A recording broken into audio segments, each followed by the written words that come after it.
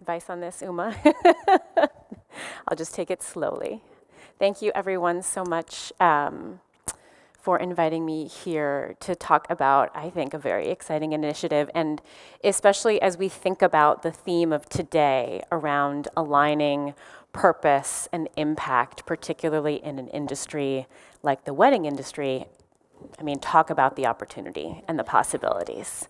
Some of you may know, but some of you may not, so I'll just go through some of the background around the issue of child marriage, which is that 12 million girls every single year around the world are married before their 18th birthday.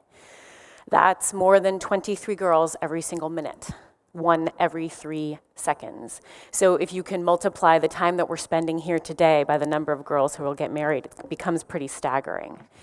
Of that 12 million, 5 million are in India every single year. In a country like Niger, as many as 3 out of 4 girls under the age of 18 are already married.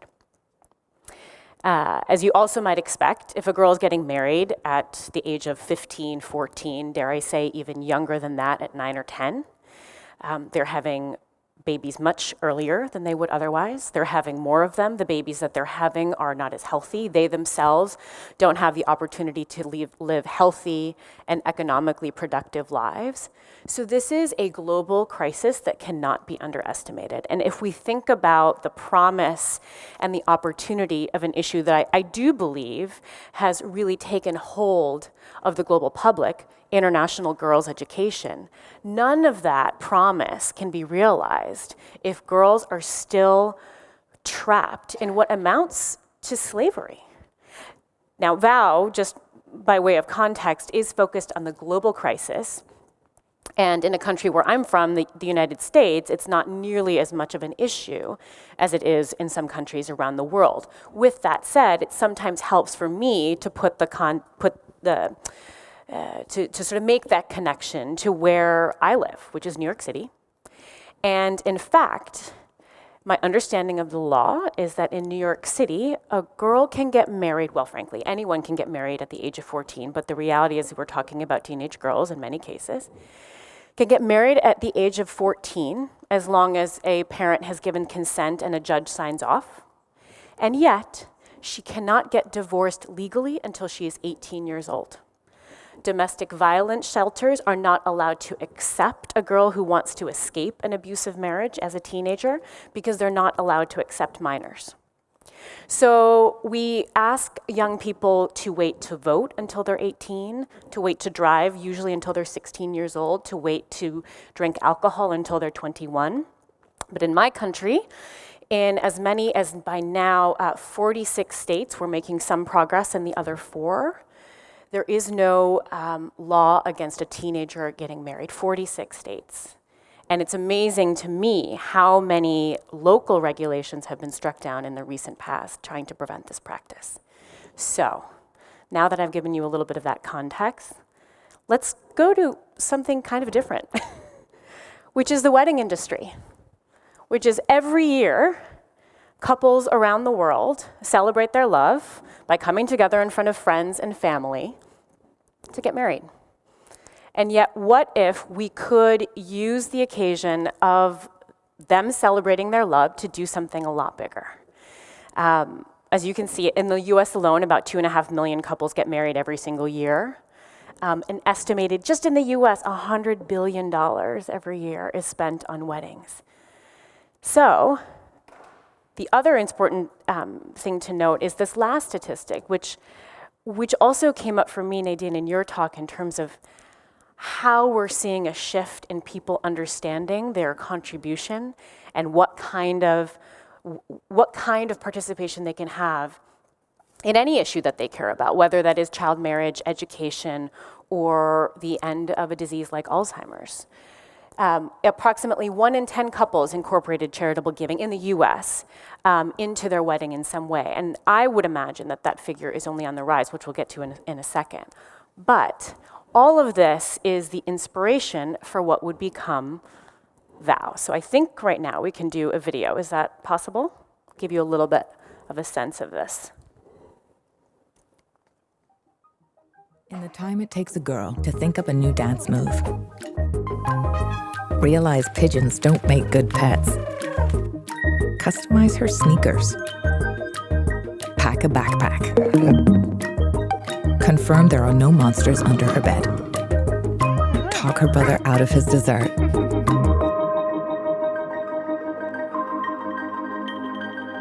Another girl will be married.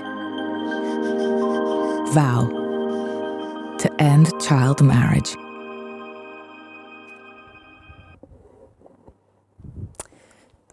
So, in October of 2018, just in advance of International Day of the Girl, we launched VOW to end child marriage at The Knots, which is a big bridal and wedding website in the US with some presence internationally, at The Knots annual gala, which brought together all of the biggest and most influential wedding gown designers, vendors, photographers, florists, all together in New York City, so that VOW gives couples, companies, and the public the power to end child marriage.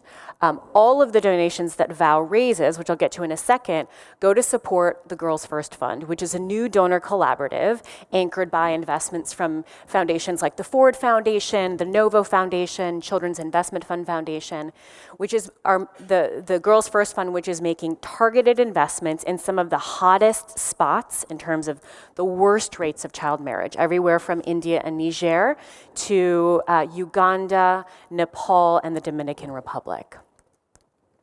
Our vision is when a couple says, I do, they are giving a girl somewhere around the world the opportunity to say, I don't, or at the very least, not yet. And I do think that it's important to pause in terms of understanding why we think this is an exciting time for something like VOW. And it is because of what we see, the shift of influence and what it means to have influence and what couples who are getting married today want to do as they are making their choice. They want to live their values. They want to say something beyond, we love one another. They want to say that our choice to love one another is a choice that every single girl and young person around the world deserves as well. And if millennials were focused on influence, which we all see now in the rise of the digital influencer, the social media influencer, these immense followings that can mobilize, products to be sold out within a heartbeat, I think what we're seeing now is that Gen Z, the next generation, is really focused on impact. What can they do with their influence and all of these tools that are available to them now? And what expectations do they have of the companies where they buy their products and how they spend their time? And for more and more of those young people, they have an expectation that companies and they themselves are taking a stand on some of the most critical human rights issues of our time. And that's why I do think that something like the Women's March really took hold, because it is part of that expectation and frankly responsibility and commitment that we all have and share. So VOW mobilizes funds in a few different ways. I'll just give you a couple of examples. One is that we really meet people where they are, which is, I think, also the way that you build a movement. To bring other people, new people into this space who perhaps have no understanding or awareness of the issue of child marriage, you have to start there. You have to make them aware. So what we've done is partnered with some of the leading companies in the wedding space, very much akin to the Product Red model, which Bono started about a decade ago. The idea being, when a couple gets married, what's one of the first things that either the bride or the groom, bride, groom, we don't care. We celebrate all couples. They want to start planning their wedding. And one of the things that they get to do is start to register for gifts. And so what we've done is partnered with the Knot to help couples be encouraged to align their registries with VOW, to basically vow their registry. And if a couple does that, the Knot will make up to a 3% contribution for the total value of the purchases of those gifts, at no cost to the couple and at no cost to the gift giver.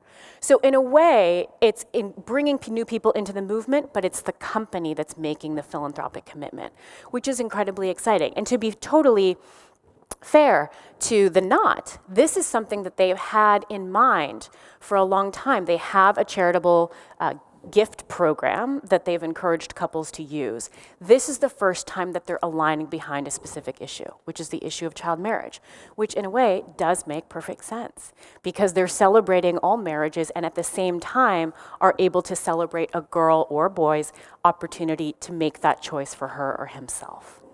We also embed vow donations in products. So in that regard, we're working with companies like Crate & Barrel, as well as small brands, to develop products that embed a donation to vow when a couple registers or purchases for one. And so again, it's meeting people exactly where they are to help them take an ordinary decision and encourage them to be part of a movement.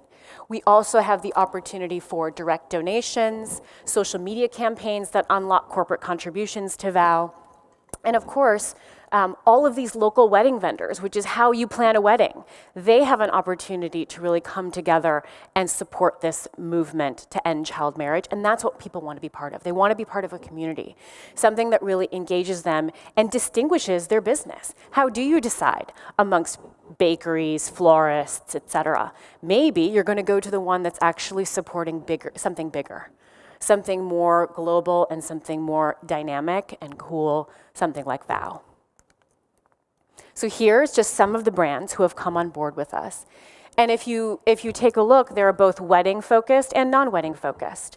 They are small and large companies. So in this regard, what we're focused on is the scale that is represented by Crate & Barrel and the Knot, and the brand recognition and value that they have. But at the same time, recognizing that the couples who are getting married may not shop for their engagement rings the way that we did. They may not go to big brand luxury stores. They may go to that sustainable diamond or jewel company. They may go synthetic. They may decide not to register for gifts at all because they want to reduce their footprint. And so we're thinking about how do we work with innovative companies who share the values of our target demographic, which is a demographic that is increasingly socially aware, they're globally connected, and they want to be part of a movement that is something bigger than themselves. Some of the things where we are, more than 2 million actions with the benefit of some amazing influencers like Naomi Campbell, Melinda Gates, who had the pleasure of speaking at this symposium a few years ago, Kristen Bell. On International Women's Day this year alone, because the Knot has incredible influencers who use their platforms to talk about their wedding journey and to bring people along. We, as a very small community, had more than 200,000 social actions on International Women's Day, which means posts, likes, shares, and which also means growing awareness about the global child marriage crisis. Our partnership with the Girls First Fund is critical because they are really our vehicles to impact. They're making investments in the most innovative and dynamic grassroots approaches for ending child marriage in our 6 target countries. Everything from creating girls' clubs and safe spaces so that girls understand about their rights and have a community of supporters who can help them exert their rights, to educating police officers to recognize when child marriage is happening and what they can do to support girls. And so, I'm going to go back for 1 second, just to give you a sense of the dynamism of our campaign. And I would say also that this is not about girls and women in veils and sort of in sad poses, and this is about positivity and empowerment and girls being girls, what they were meant to do at young ages, which is go to school and be with their friends and support one another. This is just an example of the type of visibility that a campaign like VOW has been able to achieve by partnering with a somewhat non-traditionally philanthropically focused industry like the wedding industry. And what we've learned so far is that we've got a long way to go, but this issue is incredibly engaging to people. I saw, as I was giving you some of the statistics earlier in the presentation, some of you were shaking your head, jaws dropping. I mean, this is an issue that when people hear about it, it really makes your heart stop. And that is, frankly, an opportunity for us to increase awareness about this issue with as many people as possible, bring them in. And it does resonate with an incredible number of couples, of brands, and influencers, which is another thing that, as I've described, is critical to our success. The other thing that we found is that those local actors I mentioned before, those vendors, the photographer who's trying to run a small business and also have an impact at the end of the day, there are ways for them to participate in this movement. And it's as simple as I mentioned here, Lace Bridal Couture is a bridal shop in Cincinnati, Ohio. The team there ran a marathon and decided to raise money and in the process to donate to VOW. Lovely Bride is another bridal boutique who has designated a certain gown for from Giving Tuesday till the end of the year. Whenever a bride purchases that gown, there will be funding that will go to support the Girls First Fund through VOW. So what I'm really excited about is in a couple months' time, the very first bridal gowns will be worn by brides, which will support the end of child marriage around the world. And that's just an incredible, if you will, marriage of issue and industry, and again, aligning purpose with impact. So we're looking ahead to our first anniversary of VOW on International Day of the Girl 2019, and are so excited to grow this movement not only in the US, but also globally, to think about what are the other areas where there is an incredibly vibrant wedding industry with an incredibly forward-thinking philanthropic culture, a community of brands that's ready to come on board with us and with this issue, and to really make a tremendous difference for millions and millions of girls around the world. So thank you so much. Thank you, Tara.